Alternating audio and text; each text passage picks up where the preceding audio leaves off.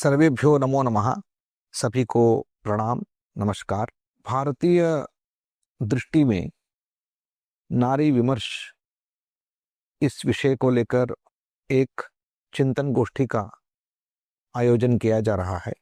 इस संदर्भ में श्रीमान वीरेंद्र पांडे जी के संपादकत्व में जो एक पाठ्य वस्तु का लोकार्पण हो रहा है, इसमें भारतीय दृष्टि से नारी विमर्श का एक नया आयाम हमारे सामने प्रस्तुत है।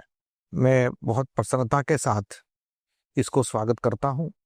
भारतीय दृष्टि एक विश्व के कल्याण दृष्टि है। विश्व में अनेक मत है, अनेक विचारों की धाराएं हैं, लेकिन क्या भारतीय दृष्टि में विशेषता है? पश्चिम ने हमको किसी वस्तु के विवेचन में एक विभाजन दृष्टि, विभाग करने की दृष्टि हमें सिखाया है, लेकिन भारतीय चिंतन में, भारतीय दृष्टि में किसी वस्तु को विवेचन करने में एक संयुक्त तादात्म्य और समग्र दृष्टि है। अर्थात वाक और अर्थ को पृथक करते हुए, इन दोनों को अलग अलग करते हुए भिन्न दृष्टि से विचार करना पश्चिमी का विचार परिणाम है। लेकिन भारतीय दृष्टि से वाग अर्थ को हम तादात्म्य में देखते हैं।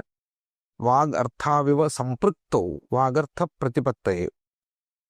कालिदास कहता है वाग और अर्थ को हम अलग अलग नहीं करेंगे, उनको संपृक्त में, समग्रता में, तादात्म्य में हम देखेंगे। तो नारी और नर, इन दोनों जीवन के तथ्यों को हमें एक समग्रता से देखना है।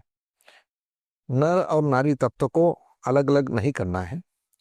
नारी एक शक्ति का स्वरूप है, प्रकृति है। सृष्टि और स्थिति विनाश के मूल शक्ति के रूप में हम नारी का आराधना करते हैं। इसलिए हमारे परंपरा में नारी को समानता की बात ही नहीं है, सहधर्मिता की बात आई है। सहधर्मिणी है, उनको छोड़कर कोई कार्य पूर्ण नहीं हो सकता है। इस दृष्टि से हमें पाश्चात्य दृष्टि से हटकर एक भारतीय दृष्टि से नारी विमर्श को देखने का जरूरत है। आज इस जरूरत को, इस आवश्यकता को पूर्ण करने के लिए यह एक समग्र चिंतन हमारे सामने आ रहा है। मैं स्वागत करता हूं, धन्यवाद भी देता हूं।